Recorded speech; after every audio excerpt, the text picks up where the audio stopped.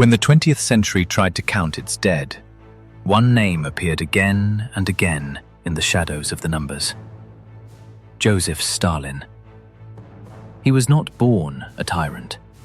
He entered the world in 1878 as Yosif Jugashvili, the sickly son of a Georgian cobbler, beaten at home, scarred by disease, and trained for the priesthood.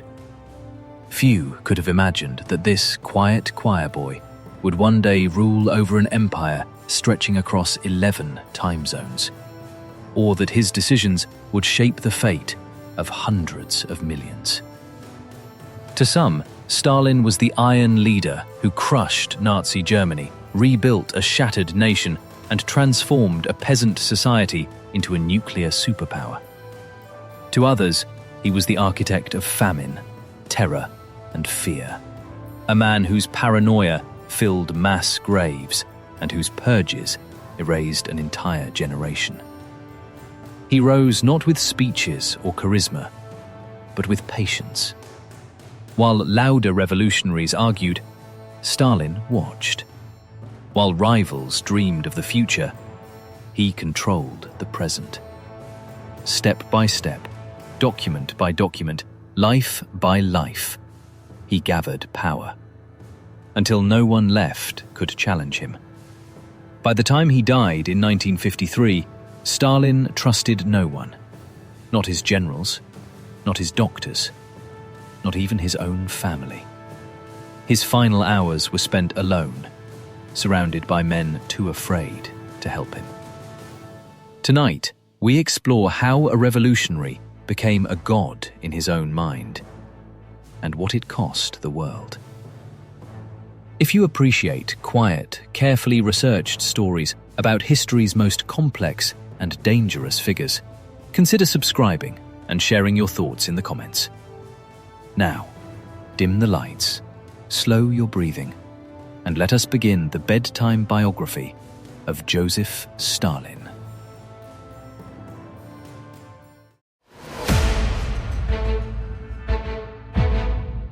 Chapter 1. The Boy from Gori, 1878 to 1894. The story begins far from the halls of power, in a small Georgian town where borders shifted often and truth was flexible long before ideology made it so. Joseph Stalin entered the world here, in Gori, beneath the long shadow of the Caucasus Mountains. His birth was recorded on December 6, 1878, though years later he would quietly alter that fact.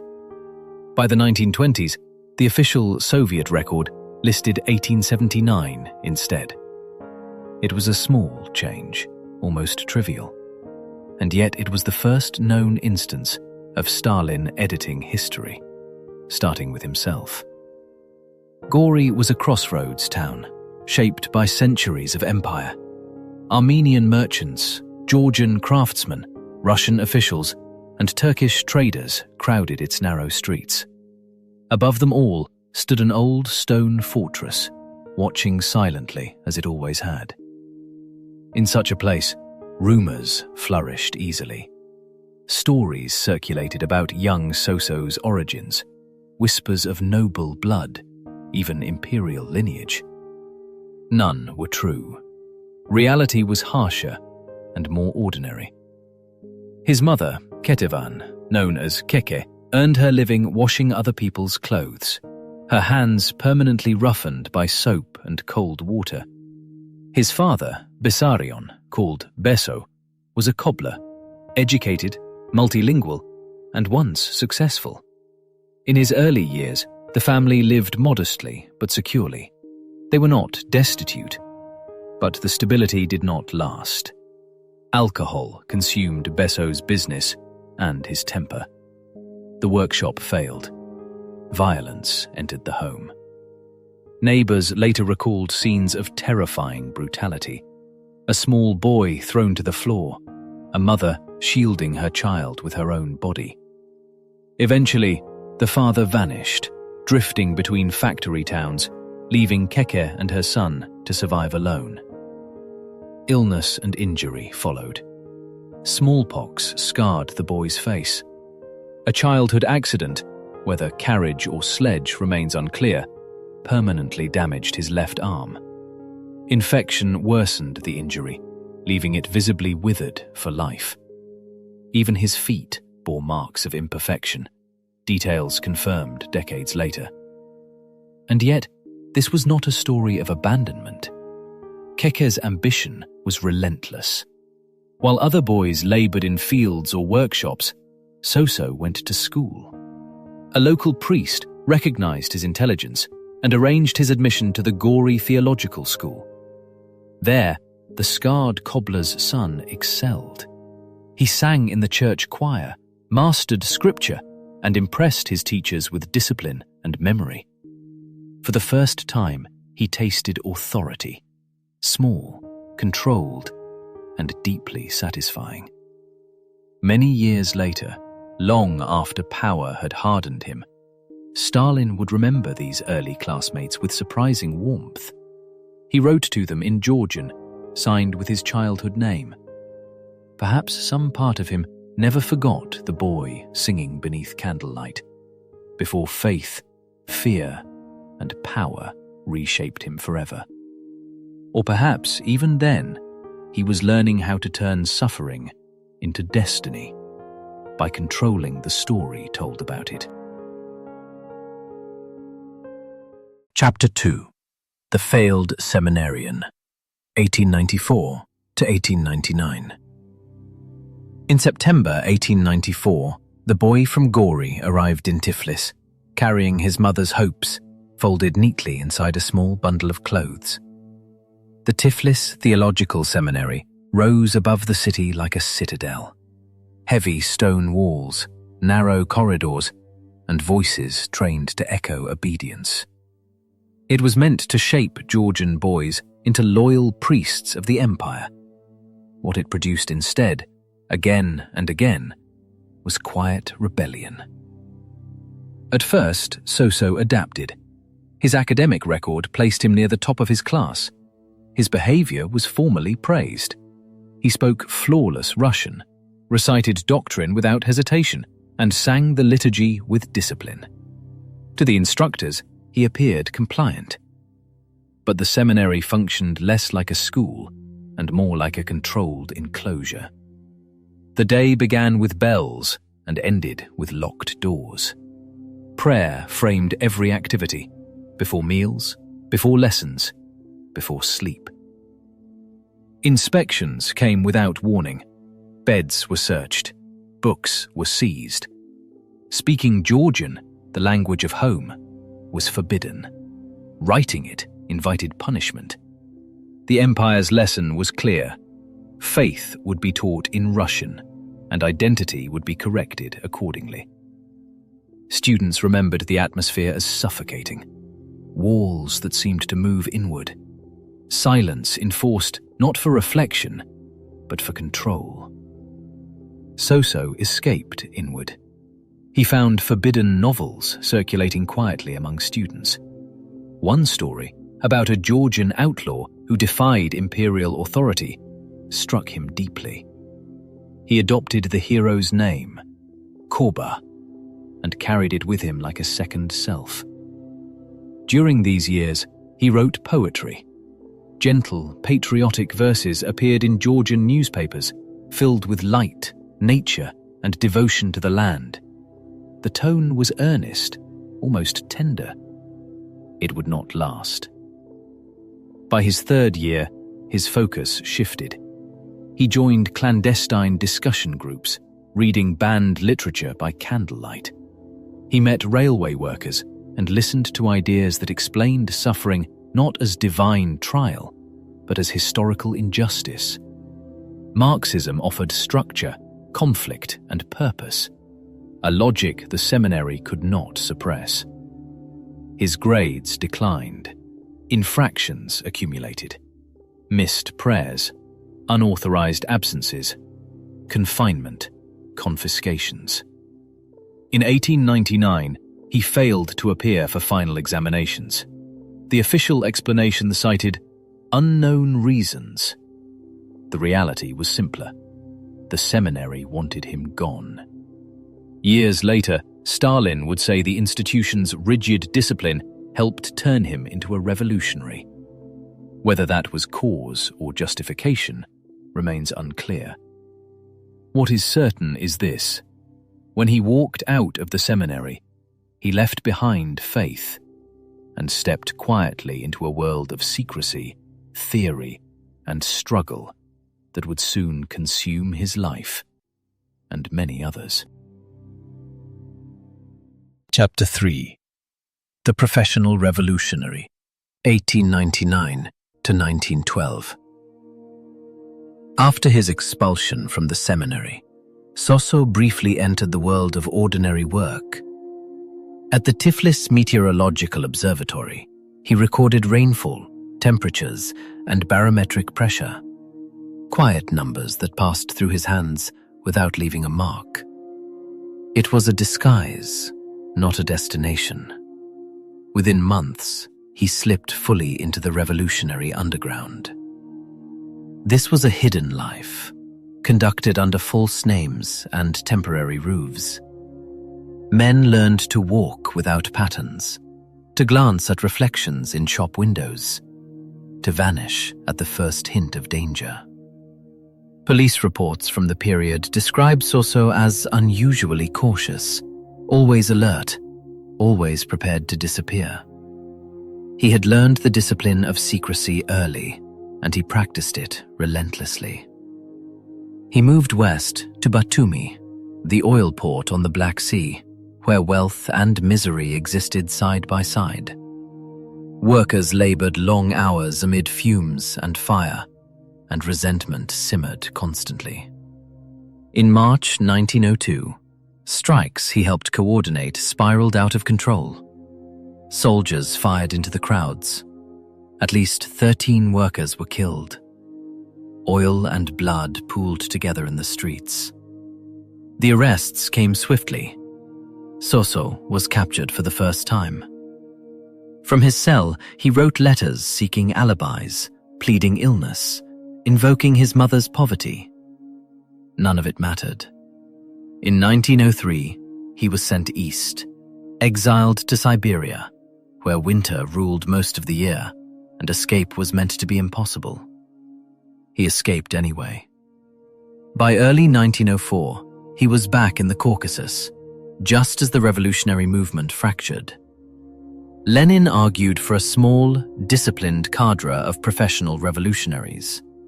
The Mensheviks favored openness and gradual reform. Soso aligned himself without hesitation. He believed in organization, secrecy, and force. The 1905 revolution spread chaos across the empire. He operated in shadows, running illegal presses, organizing armed detachments, moving constantly. His effectiveness drew attention at the highest levels.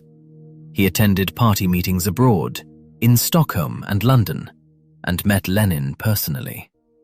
Their conversations stretched deep into the night, filled with conviction and certainty about history's violent rebirth. In 1907, a brutal bank robbery in Tiflis funded the party and stained it with blood.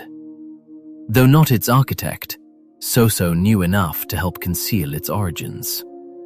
The fallout forced him to flee again, this time to Baku, where oil fires burned endlessly against the night sky. Arrest followed arrest. 1908, 1910. Each imprisonment bred rumors, accusations of betrayal, whispers of collaboration. Later evidence discredited them, but suspicion lingered. By 1912, he had reached the Bolshevik Central Committee. He adopted a new signature for his writings: harder, colder, unmistakably Russian.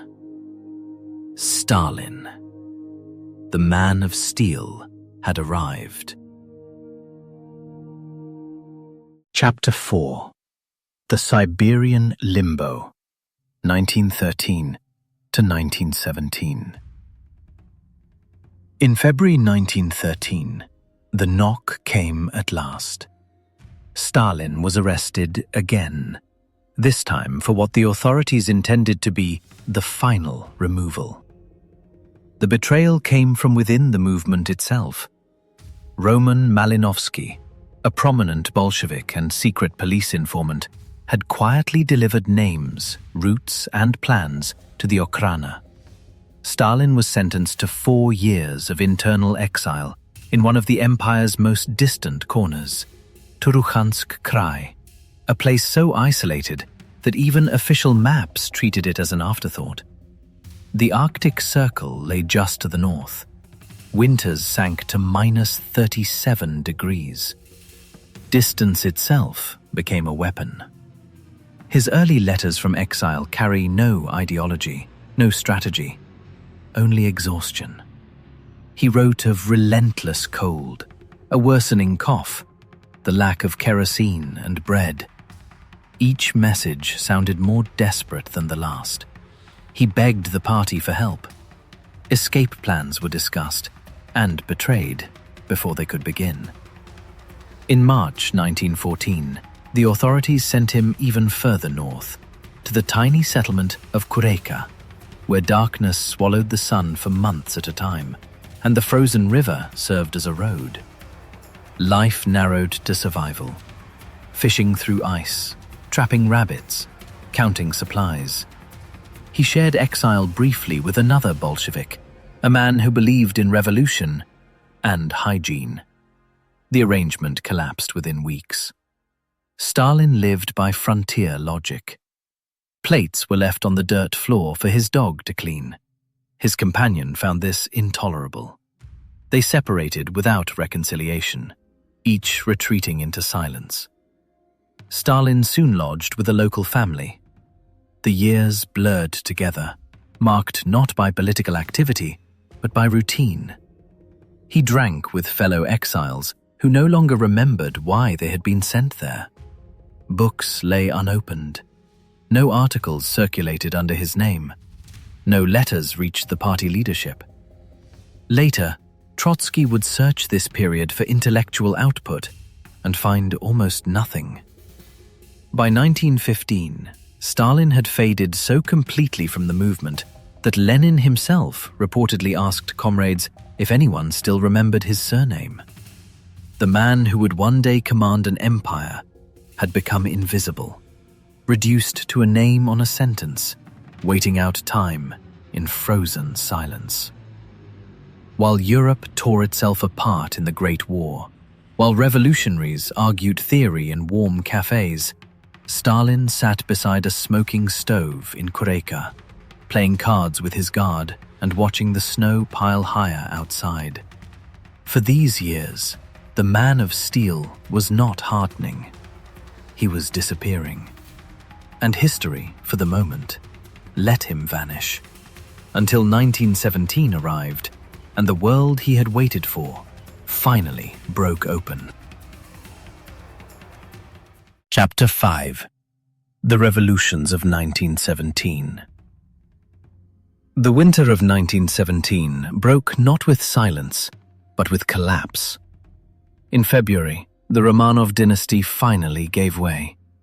The Tsar abdicated. The empire dissolved almost overnight. News reached Stalin in his Arctic exile like a sudden thaw. There was no need to wait for paperwork. Authority itself was melting away.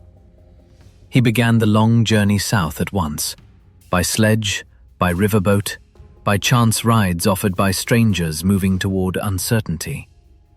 When he reached Petrograd, history was unfolding faster than anyone could control. The Bolsheviks, despite years of preparation, were unsteady. Lenin remained in Switzerland. Local leaders hesitated, unsure how far events would go. Stalin and Lev Kamenev stepped into the vacuum. They assumed control of Pravda, the party newspaper, and adopted a cautious tone. Russia, they argued, must pass through a bourgeois stage before socialism could emerge. The provisional government should be supported conditionally. The war should continue defensively. It was orthodox Marxism, careful, rational, incremental. Then Lenin's letters began to arrive. Each was sharper than the last. No compromise, no cooperation. Immediate peace. All power to the Soviets. Stalin and Kamenev quietly edited the articles before publication, dulling the edges, adding restraint. They believed Lenin was out of touch with reality. On April 3rd, Lenin returned. His speech at Finland Station stunned allies and enemies alike. The April theses rejected patience entirely. Revolution was not a future phase, it was a present demand. Stalin listened without expression. Within days, he adjusted. At the party conference that followed, Lenin publicly endorsed him. Stalin secured his place in the Central Committee and abandoned moderation without hesitation. What had been orthodoxy became obsolete. Flexibility, he argued, was revolutionary strength. The summer brought chaos. The July days nearly destroyed the Bolsheviks. Lenin fled into hiding. Kamenev was arrested. Stalin, less visible and therefore less targeted, became indispensable, organizing safe houses, managing logistics, keeping the party alive. As autumn approached, debate turned to insurrection. Some warned of catastrophe. Lenin demanded action. Trotsky rose as the revolution's great orator and organizer. Stalin remained largely unseen. When the Winter Palace fell in October, Stalin was not at the barricades. He was preparing the next day's headlines. But he had learned the lesson that mattered most. In revolutionary times, hesitation is fatal. The bold survive, and the moderate are swept away. Chapter 6. Forged in Civil War, 1918 to 1921. The seizure of power in October was only the opening act. What followed was far darker. Between 1918 and 1921, Russia descended into civil war, a conflict that consumed cities, villages, and entire regions. By its end, an estimated 8 million people were dead from combat, hunger, and disease. It was here, in this prolonged emergency, that Stalin was reshaped. In the summer of 1918, the Bolshevik leadership dispatched him south to Tsaritsyn, tasked with securing grain for the starving cities of the north. He arrived to chaos, shortages, encirclement, and fear, and quickly went beyond his instructions.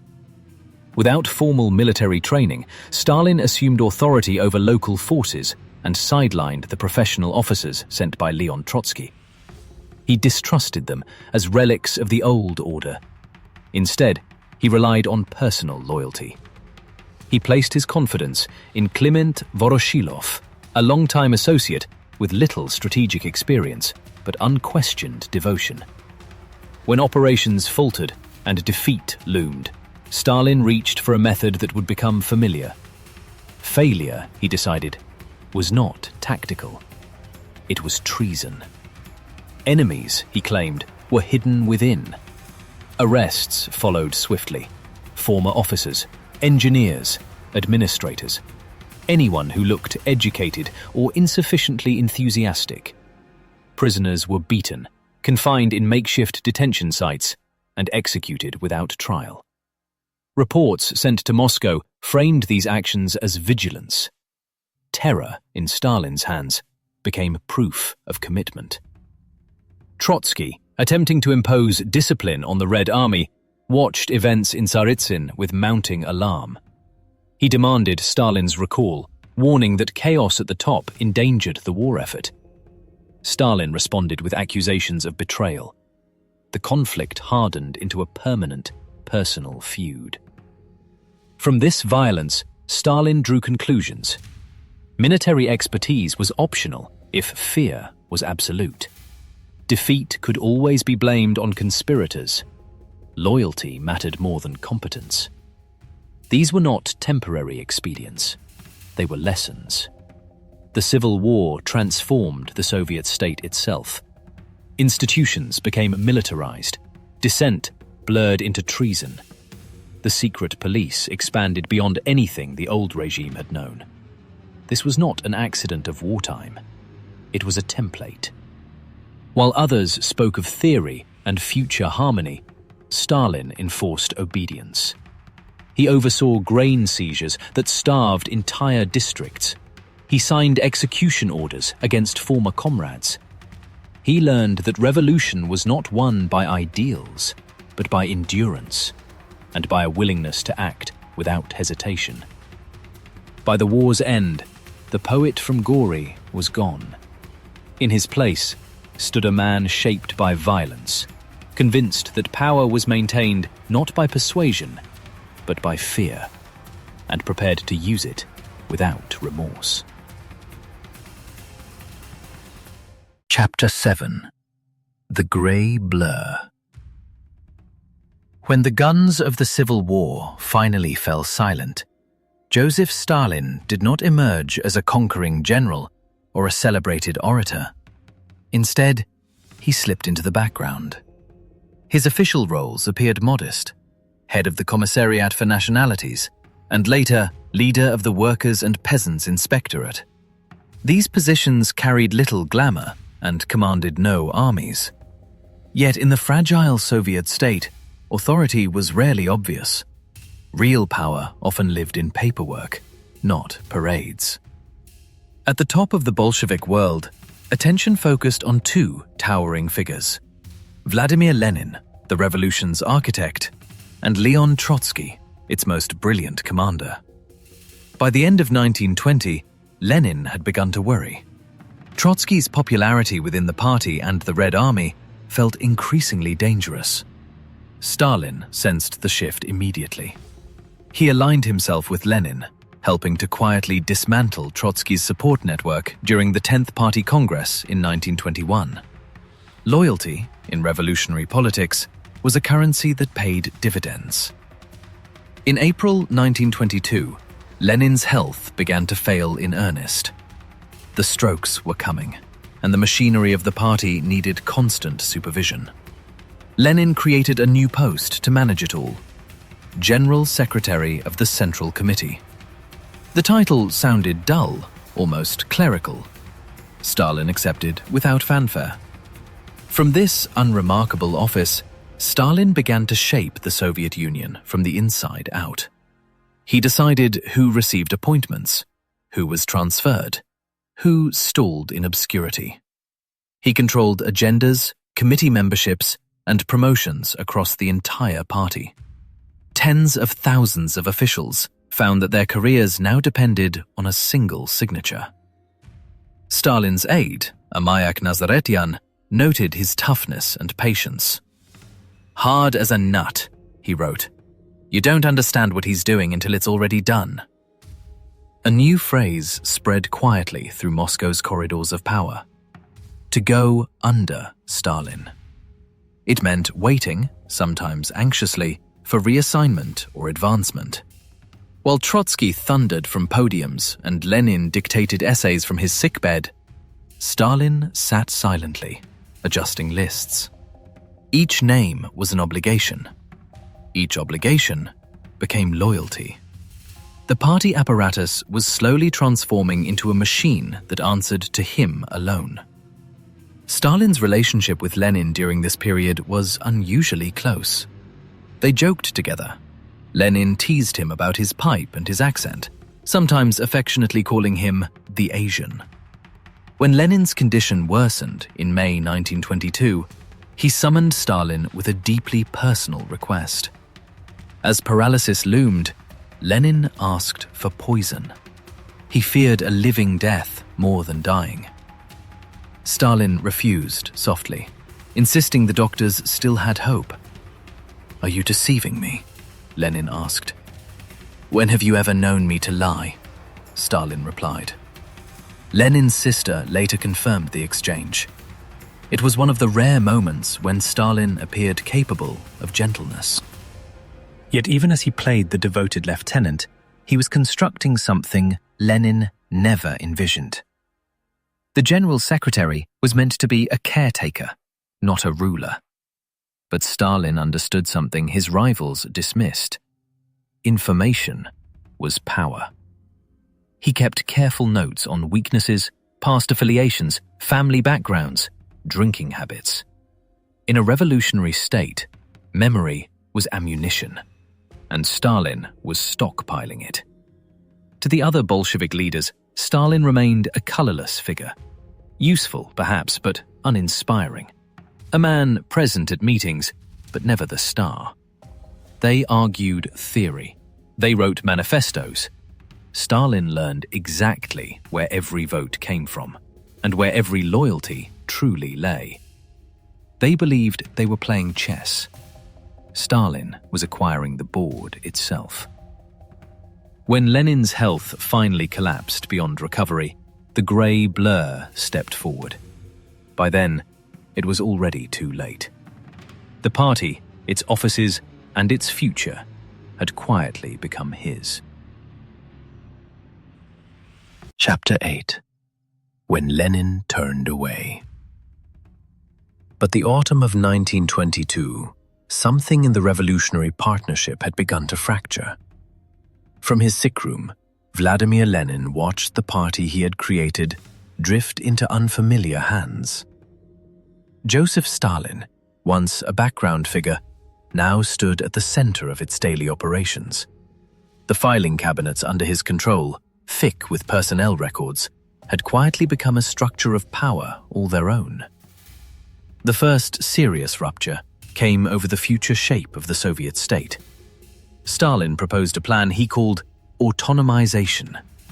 Ukraine, Belarus, and the Transcaucasian republics would be absorbed directly into Russia, losing their formal independence. Lenin read the proposal and reacted with fury. To him, it reeked of imperial habits reborn, Tsarist domination painted red. This, Lenin warned, was great Russian chauvinism returning through the back door. Stalin initially encouraged allies like Kamenev to stand firm, but Lenin was not a man one challenged lightly. When Lenin refused to yield, Stalin withdrew. The balance of power had not yet fully shifted. Soon after, another conflict surfaced, this time over the foreign trade monopoly. Stalin favored loosening restrictions to increase flexibility. Lenin insisted the monopoly remain absolute, a vital shield against foreign influence. What shocked the party leadership was Lenin's next move. He reached out to Leon Trotsky. The old rivals found common cause, and in private notes to his wife, Nadezhda Krupskaya, Lenin urged Trotsky to continue pressing the issue. Something larger was taking shape. Stalin was no longer merely a colleague. He was becoming a problem. Stalin learned of these secret communications. Enraged, he telephoned Krupskaya and unleashed a harsh, humiliating tirade. He accused her of allowing Lenin to work against medical orders, shouting for several minutes without restraint. Krupskaya was left shaken. She had stood beside Lenin since the underground years, long before Stalin mattered. Now a party functionary was screaming at her as if she were a subordinate. Lenin never forgave it. On December 24, 1922, Lenin dictated a document that history would later call his testament. Its language was careful, almost restrained, but the meaning was unmistakable. Stalin, Lenin warned, had accumulated enormous power, and there was no guarantee he would use it with sufficient prudence. 10 days later, Lenin added a blunt postscript. Stalin was rude, dangerously so, and the party should consider removing him from the post of General Secretary. He cited Stalin's behavior in Georgia and the abusive call to Krupskaya. This was no longer theoretical disagreement. It was personal judgment. In early March 1923, Lenin prepared his final political strike. He asked Trotsky to defend the Georgian communists at the upcoming party congress, openly challenging Stalin's actions. On the same day, Lenin dictated a letter to Stalin that left no room for ambiguity. He demanded an apology to his wife, or relations between them would be severed entirely. Messages of support were sent to Stalin's Georgian opponents. The trap was closing. For a brief moment, Stalin faced catastrophe. Lenin and Trotsky together meant isolation, disgrace, and removal. But history intervened with brutal timing. 3 days later, Lenin suffered a massive stroke, his third and most devastating. Speech vanished. Movement faded. The revolutionary leader remained alive for months, but his political voice was gone forever. The attack landed, but the man who fired it could no longer pull the trigger. Lenin had seen the danger clearly. He had named it, described it, and warned against it. Yet the warning became just another document, one more piece of paper that passed through the very system Stalin controlled. Filed, buried, neutralized. Sometimes history does not turn on battles or speeches, but on something far smaller. A blood vessel breaks in a tired revolutionary's brain, and a different future quietly begins to assemble itself. From the silence of Lenin's sick room, Stalin stepped forward, unchallenged at last. Chapter 9. The Quiet Defeat of the Loudest Men. When Lenin died in January 1924, the Soviet Union officially embraced the language of collective leadership. In practice, the struggle for succession had already begun. Power no longer flowed from speeches or revolutionary prestige alone. It moved through committees, appointments, and quiet decisions made behind closed doors. The leading figures watched one another carefully. Leon Trotsky dazzled audiences with intellect and oratory, the architect of the Red Army and the most famous revolutionary still standing. Grigory Zinoviev and Lev Kamenev carried the authority of long association with Lenin himself. And Stalin, unassuming, methodical, sat behind a desk surrounded by personnel files, disciplinary records, and favors waiting to be called in. Stalin's rivals did not misjudge his ambition. They misjudged their fear. Trotsky, the brilliant war commissar, seemed the greater danger. To block him, Zinoviev and Kamenev chose an alliance with the man they believed they could control. Together with Stalin, they formed a ruling triumvirate. It was a defensive pact, one that would slowly turn into a trap. In May 1924, the 13th Party Congress convened. Behind closed doors, Lenin's final testament was read aloud to senior delegates. Its meaning was unmistakable. Lenin had warned the party about Stalin and urged his removal from the post of General Secretary. The room fell silent. Stalin said nothing. He waited. Zinoviev broke the tension. Lenin's criticism, he argued, had been heard. Stalin could correct his behavior. Kamenev agreed. Removing Stalin now, they said, might only strengthen Trotsky. Exhausted by years of conflict, the delegates chose stability over confrontation. Lenin's warning was suppressed. Stalin kept his office. He would remember exactly who protected him, and when that protection expired. By the summer, Zinoviev sensed the ground shifting. In anxious letters to Kamenev, he admitted the truth too late. There was no triumvirate, only Stalin's growing dominance. Lenin, he wrote, had been right. But the door they had opened could no longer be closed. Stalin had already begun constructing new alliances. He moved toward the party's right wing, cultivating figures like Nikolai Bukharin and Alexei Rykov. Their support gave him balance, legitimacy, and time. In August 1924, Stalin staged a performance worthy of the theater. He submitted a formal resignation, asking to be sent to a distant province or abroad. It was a test.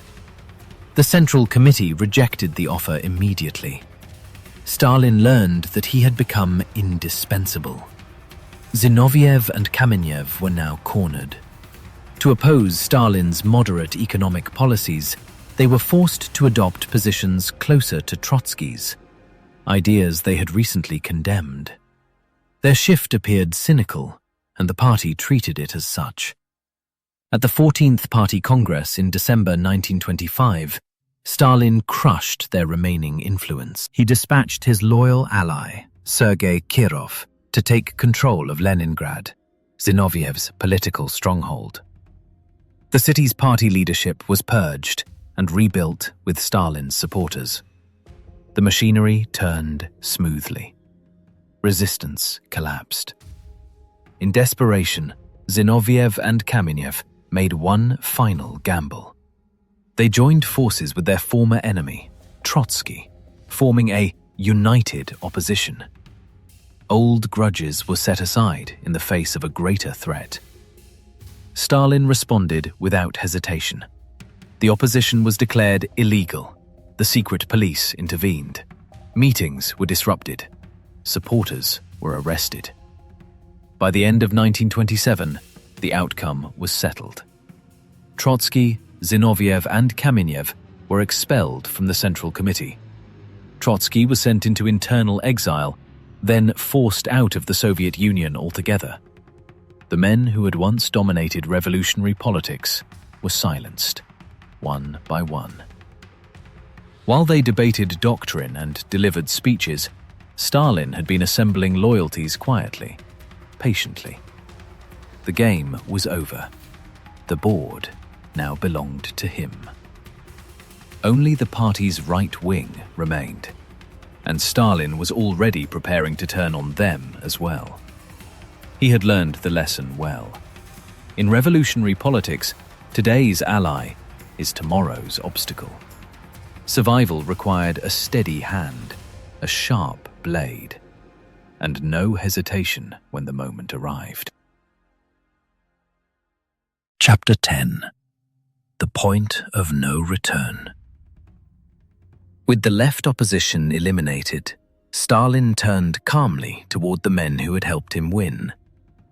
Nikolai Bukharin, Alexei Rykov, and Mikhail Tomsky believed they were partners in power. They had stood beside Stalin as Trotsky fell, convinced that loyalty would be repaid with security. They misunderstood the nature of the game. Stalin did not keep allies. He expended them. The justification for the next confrontation arrived in the form of numbers. In 1927, the Soviet state faced a grain procurement crisis. Peasants were withholding harvests, unwilling to sell at low state prices. Cities felt the strain. Industrial plans stalled. To Bukharin and Rykov, the solution was patience. Higher prices, incentives, persuasion. The new economic policy still had time to work. Stalin saw something else. He saw an opening. For years, he had waited for the moment when he could abandon moderation without appearing reckless. Now, he seized it. In January 1928, Stalin boarded a train east, traveling to Siberia without consulting the government headed by Rykov. It was an unmistakable signal. Authority no longer flowed through institutions. It flowed through him. In frozen provincial towns, Stalin met with local officials and issued blunt instructions. Article 107 of the Criminal Code, the law against speculation, was to be enforced ruthlessly. Any peasant who refused to sell grain at state prices was now a criminal. Pressure was encouraged. Violence was tolerated. The phrase spread quietly through party offices. Squeeze harder. What followed felt familiar to those who remembered the Civil War.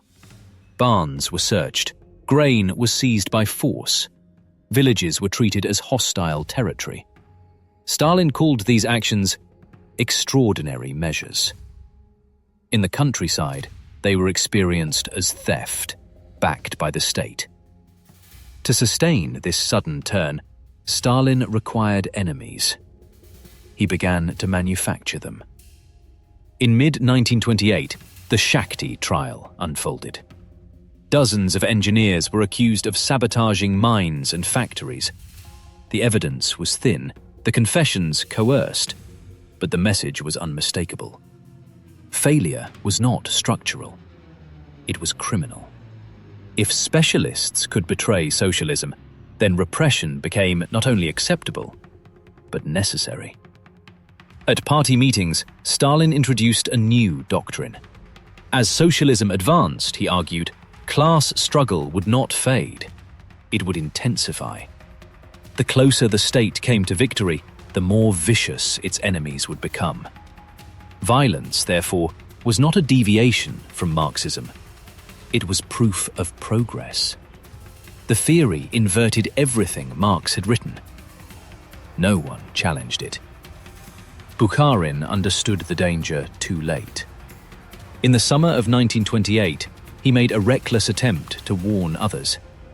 He met secretly with Lev Kamenev, recently disgraced and politically isolated, and spoke openly of his fear. Stalin, he said, would crush them all. Notes from the meeting were leaked, almost certainly by Stalin's security apparatus. Bukharin was now linked to former oppositionists. The noose tightened. One by one, Stalin dismantled his allies' power bases. Tomsky's trade unions erupted in sudden, well-organized rebellions. Rykov's influence within the government evaporated. In Moscow, party leadership changed hands through carefully managed, spontaneous revolts from below. By April 1929, Bukharin, Rykov, and Tomsky were formally condemned as representatives of a right deviation. The final act came in November. Standing before the Central Committee in late 1929, Stalin announced the end of the new economic policy. Gradualism was over. Compromise was finished. Agriculture would be collectivized rapidly and entirely. Industry would be driven forward at a pace unmatched by human cost. Disagreement was no longer a policy difference. It was hostility to history itself. In that room, the last illusion of collective leadership dissolved. Stalin had outplayed every faction: the idealists, the theorists, the administrators. He had borrowed each ideology when it suited him, then used it to destroy its authors. Now he stood alone at the summit of power, preparing to remake an empire that stretched across a sixth of the planet. The revolution was about to turn inward, consuming its own creators. And this time, Stalin was not surviving the storm. He was directing it. Chapter 11. The Assault on the Countryside. In November 1929, Stalin made a declaration that would change rural life forever. Soviet agriculture, he announced, would be collectivized immediately. Not through persuasion, not through gradual reform, but through force, applied without delay. More than 20 million peasant households were to be folded into collective farms, whether they consented or not. A month later came an even harsher proclamation. The state would pursue the liquidation of the kulaks as a class. The word kulak meant fist in Russian. In theory, it referred to wealthy peasants who exploited others. In practice, the definitions stretched endlessly. A second cow was enough. Hiring help during harvest was enough. Questioning collectivization was enough. The label became elastic, and once applied, it was final. Property was seized, families were torn apart, exile or execution followed. That winter, tens of thousands of young activists poured out of the cities and into the countryside. Most had never farmed a field. They arrived armed with authority, slogans, and rifles. Their message was blunt: enter the collective farm or be branded an enemy. Those who resisted lost everything. The pace of destruction was astonishing. In October 1929, barely a tenth of peasant households had been collectivized. By February 1930, more than half had been forced into the system. In just 4 months, a way of life that had endured for centuries was dismantled. Villages awoke to find grain confiscated, tools declared state property, livestock driven into collective herds. The countryside did not submit quietly. The year 1930 erupted in resistance. Nearly 14,000 incidents of mass unrest were recorded. Millions of peasants rose up, especially in Ukraine, which accounted for almost half of the revolts. Church bells rang as alarms. Villagers reclaimed animals and seed. Collective farms were torn apart by hand. The state responded with overwhelming force. Security reports spoke plainly of machine guns, armored units, and, in some cases, artillery. Hundreds were killed. Thousands were wounded. When Ukrainian officials asked for direction, Stalin's reply was concise: act more decisively. Yet even repression had limits. Spring was approaching, and without planting, famine would follow, even for the state itself. On March 2, 1930, Stalin performed a tactical retreat. In Pravda, he published an article titled "Dizzy with Success." The excesses of collectivization, he claimed, were not his doing. Overzealous local officials had misunderstood policy. Peasants, he assured the nation, were free to leave collective farms if they wished. They did, by the millions. Within weeks, collectivization rates collapsed. By May, barely a quarter of households remained in collectives. Fields were planted once again by individual families, as they always had been. The pause was temporary. After the harvest, pressure resumed. Slowly, methodically, villages were pushed back into the collective system. By the end of 1931, most peasants found themselves trapped again, with no escape left. The cost was immense. Families were shattered. Entire communities vanished into exile.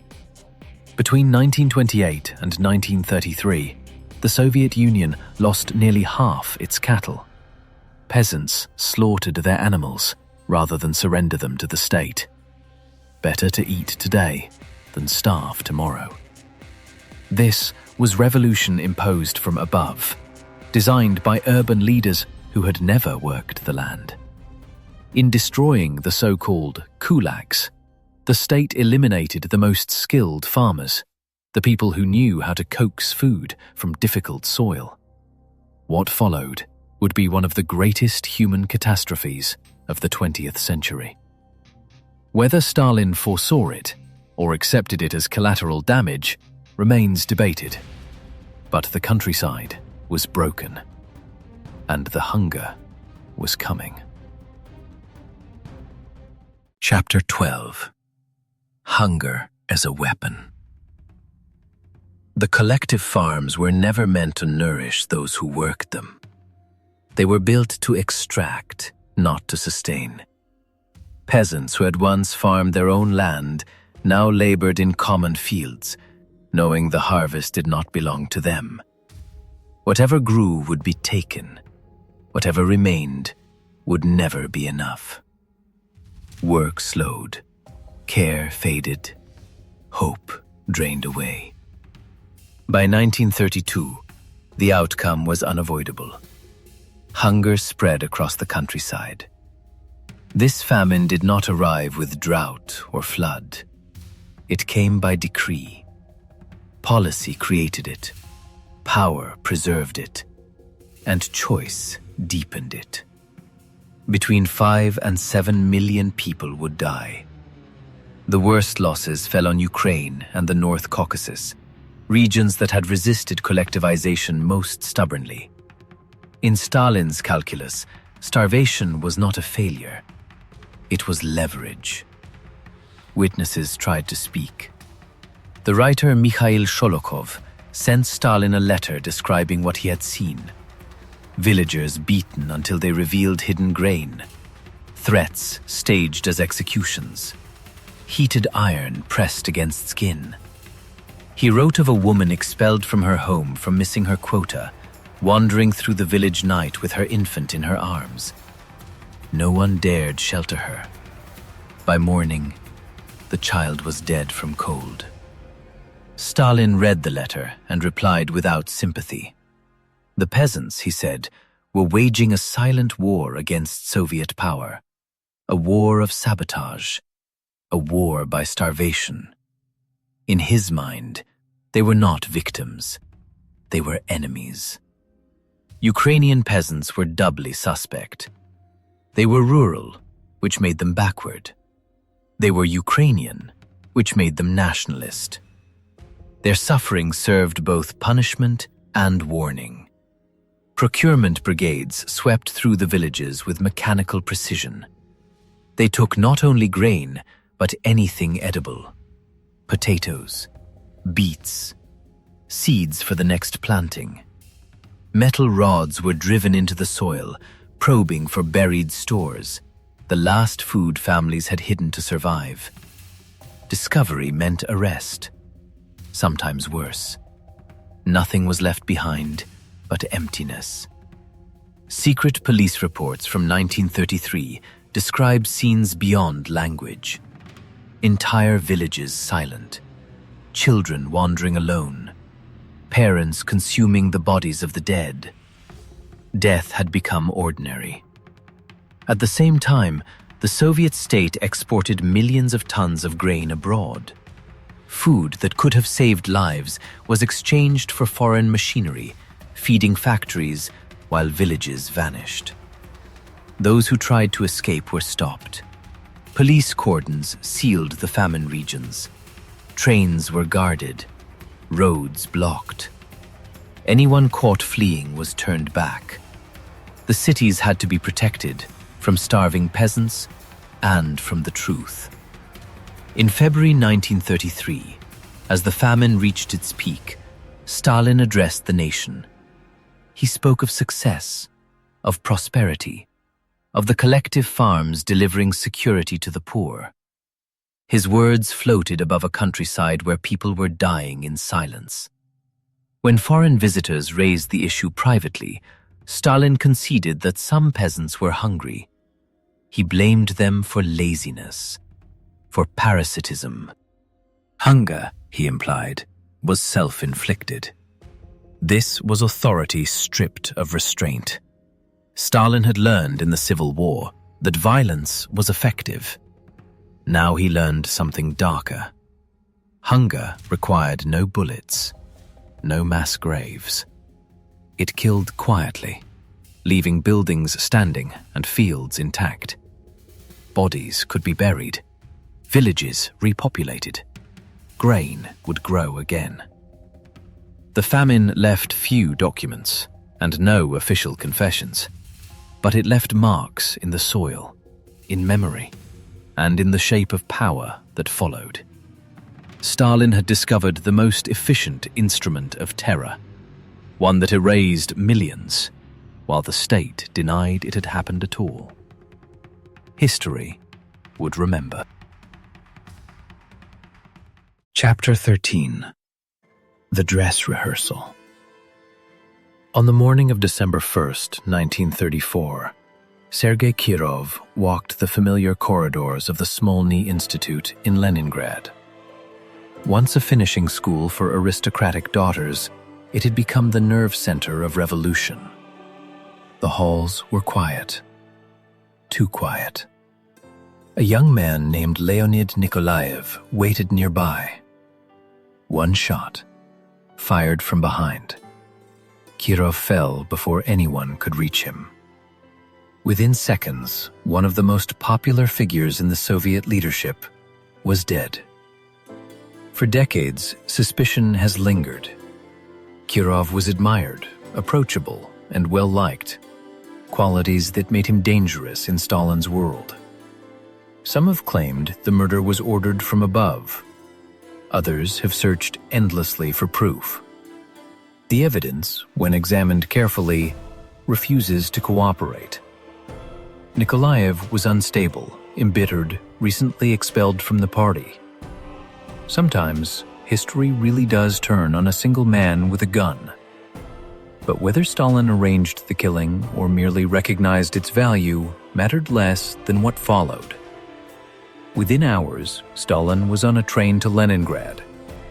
He arrived as a grieving comrade, but he did not come to mourn. He came to direct. The investigation began under his supervision. Orders flowed downward, precise and unmistakable. The culprits were to be found among the former opposition, among the followers of Zinoviev. This was not an inquiry. It was a conclusion in search of confirmation. Zinoviev and Kamenev, long since defeated politically, were arrested once more. There was no credible link between them and Nikolaev. None was required. Stalin needed a story. Kirov's death would not be an isolated act, but the opening shot in a vast, underground conspiracy. Terrorists hiding behind party credentials. Trials followed quickly. December 1934, January 1935. Executions, sentences to the camps. The numbers were modest by later standards, but the message was unmistakable. Political disagreement had been redefined. It was no longer error or dissent. It was terror. What came to be called the Kirov Affair spread outward. Leningrad was purged of former nobles, clergy, ex-officers, anyone with an inconvenient past. Social origin became suspicion. Biography became guilt. The security organs learned to sweep broadly, confident that innocence was irrelevant. At the same time, Stalin practiced restraint, at least in appearance. In 1935, he unveiled plans for a new Soviet constitution, proclaiming it the most democratic in the world. He spoke of legality, of reconciliation. He even allowed some exiled peasants to return home. These gestures baffled observers. That confusion was deliberate. Behind the scenes, the machinery of repression was being refined. Interrogations grew more systematic, confessions more elaborate. Show trials evolved into scripted performances. The accused admitted to crimes that defied logic, geography, and time itself. Meetings that never happened, sabotage at factories that did not exist. Truth became secondary to coherence. And coherence could be manufactured. This was not yet the Great Terror. It was its rehearsal. Stalin was testing limits. Could obvious falsehoods be made believable? Could veteran revolutionaries be broken and reshaped into villains? Would anyone object? The answers came back, one by one. Yes. Yes. No. By 1936, the experiment was complete. Stalin had learned that reality itself could be dictated, that loyalty offered no protection, that the past could be rewritten with a confession and a signature. Kirov's murder had provided the template. Not proof, but permission. Not justice, but precedent. The stage lights were warming. The actors were in place. Soon, the performance would no longer be practice. The era of total terror was about to begin. Chapter 14. an engine of fear. In the summer of 1937, repression in the Soviet Union stopped being reactive. It became industrial. On July 30th, an NKVD directive reached security offices across the country. It was known as Order Number 00447. The document did not ask investigators to uncover crimes. It instructed them to fulfill numbers. Each region received a quota: how many were to be executed, how many sent to labor camps. It read less like a legal decree and more like a production schedule. The first categories were familiar: former kulaks returned from exile, priests, petty criminals, remnants of pre-revolutionary parties. But the quotas were not limits, they were expectations. Local officials, eager to prove loyalty, routinely exceeded them. If Moscow demanded 1,000 enemies, 2,000 would be delivered. Alongside this came the so-called national operations. Entire ethnic groups were reclassified as security threats. Poles, Germans, Latvians, Finns. People were arrested not for what they had done, but for who they were assumed to be. Nationality itself became evidence. Stalin's reasoning followed its own grim logic. War, he believed, was inevitable. Germany and Japan were expanding.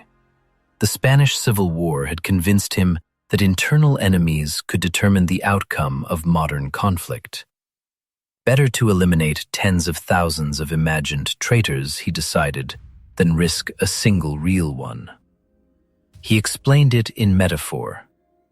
To build a railway bridge, thousands of workers are required. To destroy it, only a handful. Therefore, the handful must be found and removed before they act. The search was ordered everywhere. The terror bore Stalin's personal imprint. Archival records show him reading interrogation summaries daily, annotating them in his own hand. Instructions were brief and brutal. Demand more names, apply pressure, continue. His pen authorized torture as casually as any administrative approval. The numbers rose with relentless speed. Between 1937 and 1938, roughly 1.6 million people were arrested. Around 700,000 were executed. That was over 1,000 deaths every day for a year and a half. The killings took place in forests, basements, prison courtyards. Engines were left running to mask the sound of gunfire. The dead were transported at night, buried in unmarked pits. The Communist Party itself was consumed. Delegates who had applauded Stalin only a few years earlier vanished almost to a man. The Red Army was shattered by purges of its senior leadership. Marshal Mikhail Tukhachevsky and other commanders were accused of conspiring with Nazi Germany. The evidence was fabricated. Their deaths were real. On the eve of war, the Soviet military lost much of its professional command. No institution was spared. Scientists, engineers, writers, doctors, even the director of the Moscow Zoo was accused of sabotage and executed. The accusations no longer needed coherence. Arrest itself became proof. Guilt spread outward in widening circles. Colleagues, friends, families. Then, as abruptly as it had begun, the terror slowed. In late 1938, Stalin removed the head of the NKVD, Nikolai Yezhov. He was arrested and later executed, accused of excesses. The period became known as the Yezhovshchina, as if the violence had been the work of a rogue subordinate rather than a system designed from the top. The objective, however, had been achieved. Every potential rival was dead, imprisoned, or permanently broken. A new generation of officials rose to power, men whose careers depended on Stalin and whose hands were stained by participation. Survival now required silence, obedience, and denunciation. The Soviet Union emerged from the Great Terror transformed, not unified by belief, but bound together by fear, not stabilized by law, but by shared complicity. Stalin had not merely eliminated enemies, he had reshaped society itself. The machine could now idle. It had proven what it needed to prove. Total power no longer required constant violence.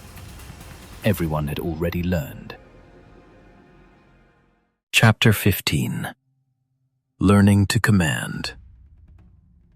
On August 23, 1939, history bent in a way few could have imagined.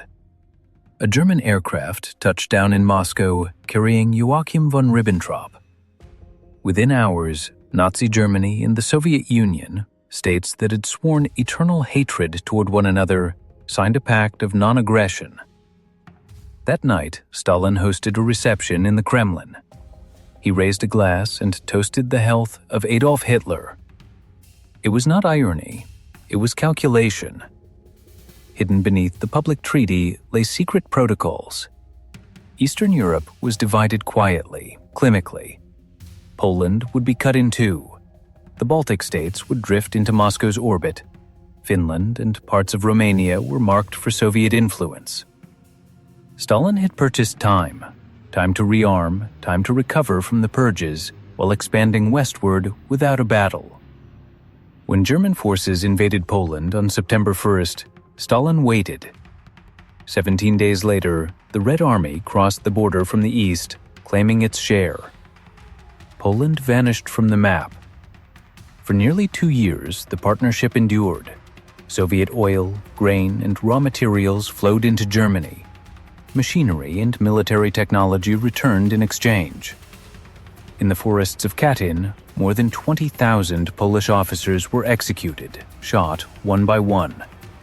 In the Baltics, elections were staged, governments dissolved, borders erased. Warnings of a German invasion arrived constantly, from spies, diplomats, even defectors. Stalin dismissed them all. He believed Britain was spreading disinformation to entangle him in war. Hitler, he told his inner circle, would not be foolish enough to fight on two fronts. On June 21, 1941, a German soldier crossed the Bug River and surrendered. The invasion, he said, would begin at dawn. Stalin read the report and waved it aside. At 4 a.m. on June 22nd, the phones rang. German aircraft were bombing Soviet cities. Armored columns were pouring across the frontier. When Georgy Zhukov called with confirmation, Stalin listened in silence, breathing faintly into the receiver. He ordered restraint. Do not provoke. This must be a misunderstanding. By midday, illusion collapsed. Thousands of Soviet planes lay destroyed, many burned on their runways. Entire armies were encircled within days. When the German ambassador delivered the formal declaration of war, Molotov could barely speak. Stalin did not address the nation. For days, he withdrew into himself. Witnesses later recalled his voice growing soft, uncertain. On June 29th, after learning that Minsk had fallen, he erupted at his generals, accusing them of incompetence. Then he left Moscow for his dacha, convinced, briefly, that his arrest might be coming. Instead, the Politburo asked him to lead. On June 30th, Stalin accepted the chairmanship of the new State Defense Committee. Slowly, grimly, he returned to power. On July 3rd, he spoke to the country, not as a distant ruler, but as a man asking for endurance. "Brothers and sisters," he said. The war, he admitted, was for survival itself. The disasters continued. In September 1941, Stalin refused to authorize the evacuation of Kiev. Nearly 500,000 Soviet soldiers were captured. As German forces closed on Moscow, panic swept the capital. Ministries fled, documents burned. Stalin stayed. On November 7th, with enemy troops less than 50 kilometers away, he held the Revolution Day parade in Red Square. Soldiers marched directly from the ceremony to the front. It was theater, but it mattered. The winter saved Moscow. The war, however, consumed everything. In 1942, Stalin issued Order Number 227. Not one step back. Blocking detachments stood behind the lines. Penal battalions were formed. Cowardice was punished by death. Millions were killed, wounded, or captured. Stalin learned command the only way he knew how: through loss. Stalingrad marked the turning point. In November 1942, the Red Army counterattacked.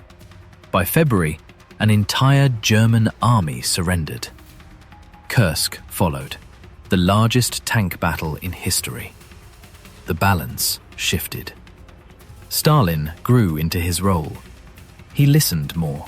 He delegated to capable commanders. He even visited the front once, briefly. Victories were celebrated with artillery salutes across liberated cities. By 1943, he stood beside Churchill and Roosevelt in Tehran as an equal. He secured a promise for a second front in Western Europe. In June 1944, it came. The Red Army surged westward. In July, tens of thousands of German prisoners were marched through Moscow. The streets were washed afterward, as if to cleanse the city of their presence. In April 1945, Stalin ordered the assault on Berlin accelerated. He accepted enormous casualties to ensure the Soviet flag reached the Reichstag first. When news arrived that Hitler was dead, Stalin's response was cold. It would have been better, he said, to capture him alive. At Potsdam that summer, Stalin stood among the victors, shaping the post-war world. The boy from a Georgian backwater now controlled half of Europe. Victory did not soften him. He told his circle that gratitude was a weakness. The generals who had won his war soon felt the truth of that belief. The camps were still there. They were already making room. Chapter 16. Sealing the World. Problem did not bring calm. It brought comparison. Millions of Soviet soldiers returned from Europe carrying memories that unsettled the regime. They had marched through cities untouched by collectivization, through villages where food was scarce but not confiscated, where people spoke freely, laughed openly, lived without permanent fear. These men had survived Stalingrad and Berlin. They came home believing sacrifice had earned them something better. Stalin saw that belief as a threat. In late 1945, he introduced a new ideological crime: servility toward the West. Admiration itself became dangerous. The message was simple and relentless. Everything worthy had been created by Russia. Everything foreign was decadent, false, or stolen. The Soviet people were to forget what they had seen. In August 1946, the cultural purge began in earnest.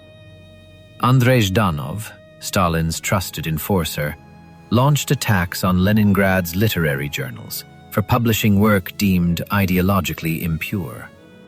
The targets were deliberate. Mikhail Zoschenko, beloved for his humor, was accused of moral corruption.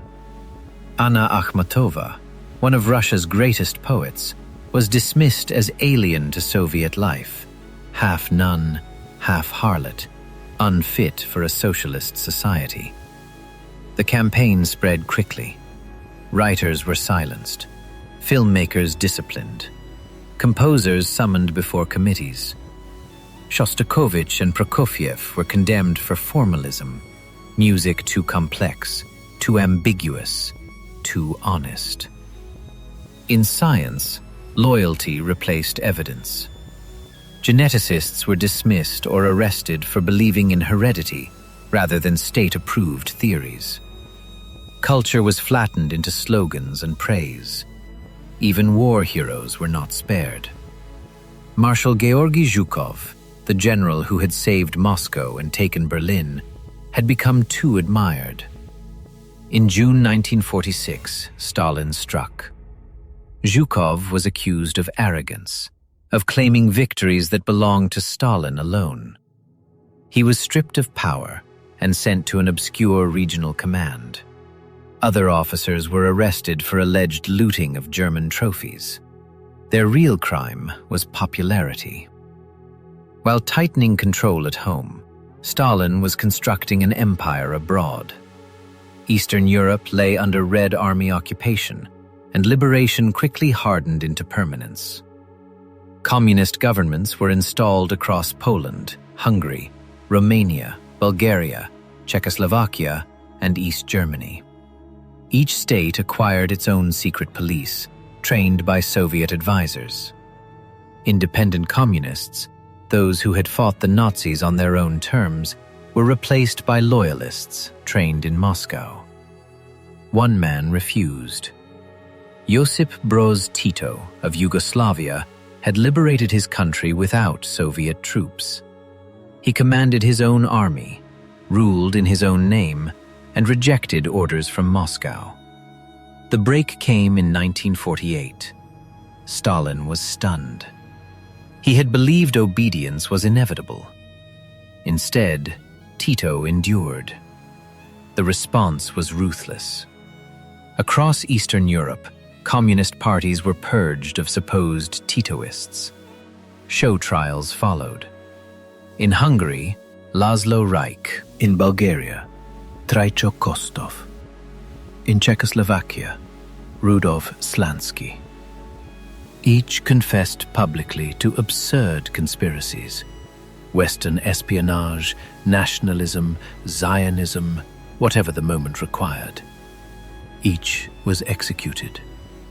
The lesson was unmistakable. Independence meant death. That same year, Stalin tightened his grip on Germany. In June 1948, he ordered the blockade of Berlin, cutting off all Western access to their sectors of the city. He intended to starve them out, to force abandonment without firing a shot. Instead, the West responded with airplanes. For nearly a year, supplies were flown into Berlin day and night. The blockade failed. But the division of Europe was now undeniable. A line had been drawn across the continent, separating two worlds. Winston Churchill would soon give it a name: the Iron Curtain. Behind it, life hardened. In 1946 and 1947, harvests failed again, partly from drought, largely from the inefficiencies of collective farming. While grain was shipped abroad to secure loyalty in the new satellite states, famine returned to Soviet villages. An estimated 1.5 million people died. Victory had not brought abundance. It had brought new priorities. The curtain closed not only on Europe, but on memory itself. What Soviet citizens had seen, they were now ordered to forget. What they hoped for, they were taught to fear. The war had ended.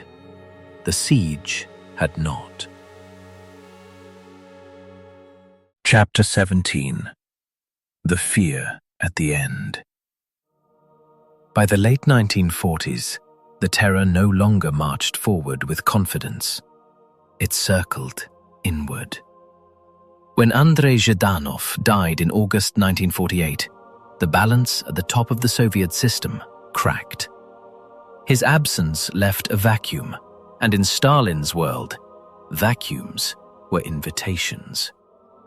Lavrenti Beria, and Georgy Malenkov moved quietly, suggesting dangers where none had existed before.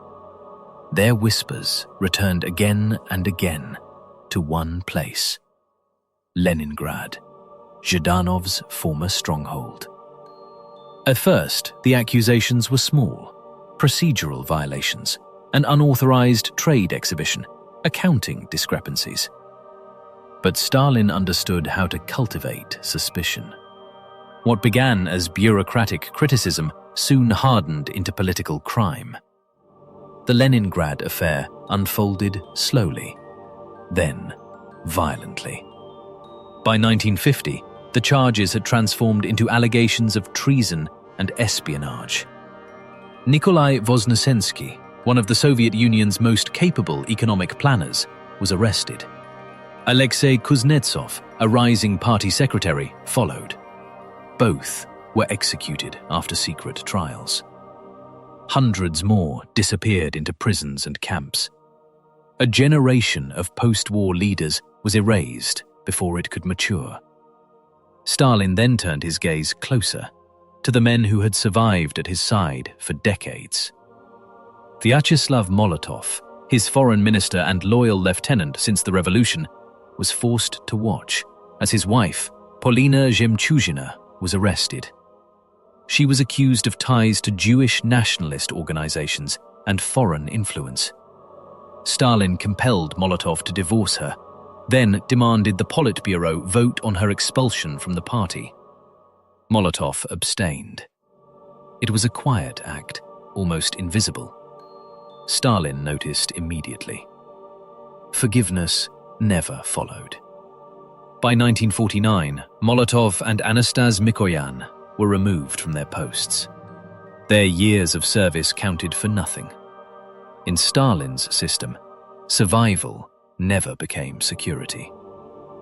At the same time, a broader campaign was intensifying.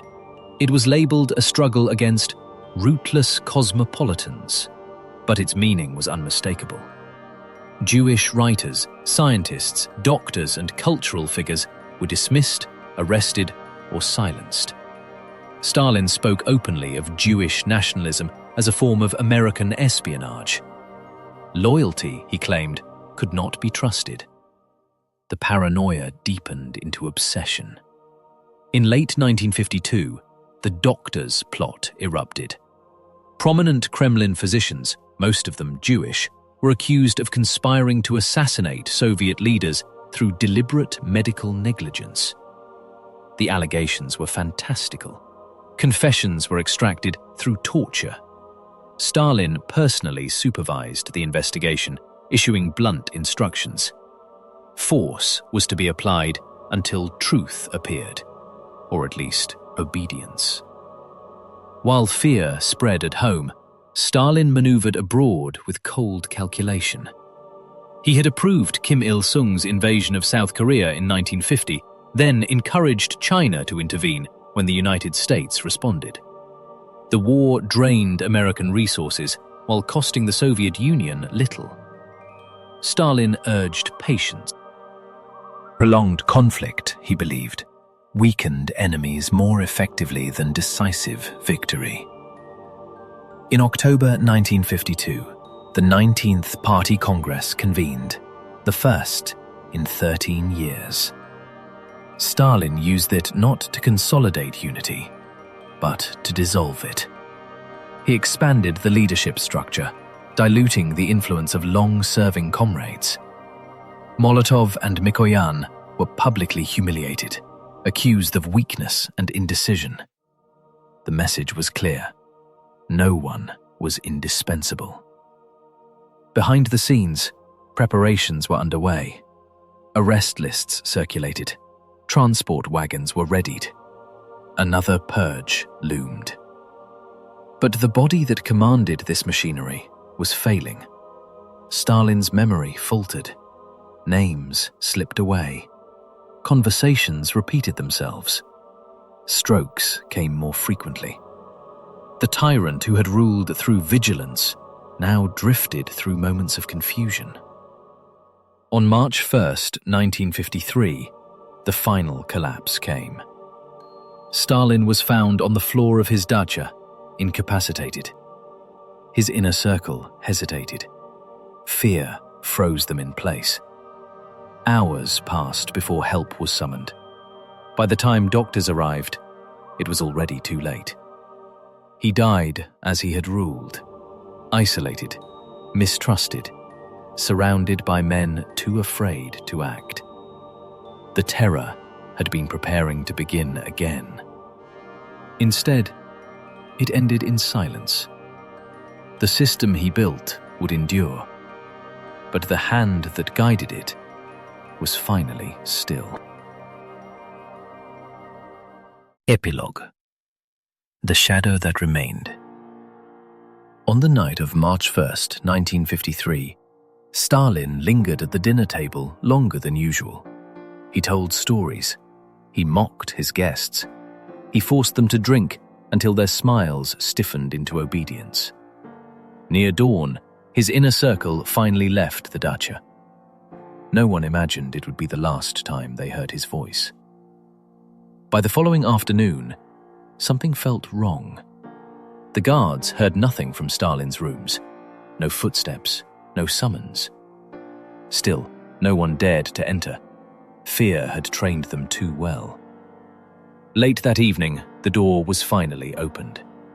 Stalin lay on the floor, helpless, soaked in his own urine, barely breathing. A massive cerebral hemorrhage had shattered his brain. Beria, Malenkov, Khrushchev and Bulganin arrived soon after. They stood over the fallen ruler in silence, less concerned with saving him than with what might happen if he survived, and remembered who had seen him like this. Doctors were summoned only after long hesitation. By then, the outcome was inevitable. Even as Stalin clung to life, his system began to dismantle him. On March 5th, while he was still breathing, the leadership quietly abolished the new presidium he had created and stripped him of formal authority. Power was already being redistributed. That night at 9:50 p.m., Stalin died. His daughter Svetlana later recalled his final moment. He suddenly raised his left hand, as if pointing upward or casting a curse, then collapsed into stillness. The man who had ruled through fear for nearly 3 decades was gone. The country he left behind did not know how to feel. Moscow filled with mourners. Some wept sincerely. Others came because absence would be noticed. At the public viewing, panic erupted. Crowds surged. More than 100 people were crushed to death, trying to see the body of the man who had taught them fear. Even in death, the terror claimed victims. Yet behind closed doors, relief spread quietly. Secret police reports recorded unguarded remarks. A railway worker was arrested for saying simply, "A dog has died." Another added, "Maybe now life will be easier." Within weeks, Stalin's heirs moved fast, faster than fear alone would explain. The doctor's plot was officially declared a fabrication. The imprisoned physicians were released. Mass amnesties cut the Gulag population nearly in half. Torture was banned on paper. Grand construction projects were halted. In Korea, negotiations began to end the war. But removing terror was not the same as dismantling the system that had sustained it. Collective farms remained. The one-party state endured. The empire in Eastern Europe stayed intact. Millions had lived inside Stalin's world long enough to benefit from it, or at least survive within it. Party officials kept their privileges. Urban workers still ate grain taken from the countryside. Veterans remembered victory, not famine. And memory began to shift. Years later, in post-Soviet Russia, Stalin's image would return, cleaned, simplified, repurposed. Politicians praised his strength.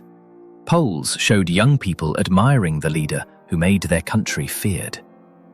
The dead faded into numbers.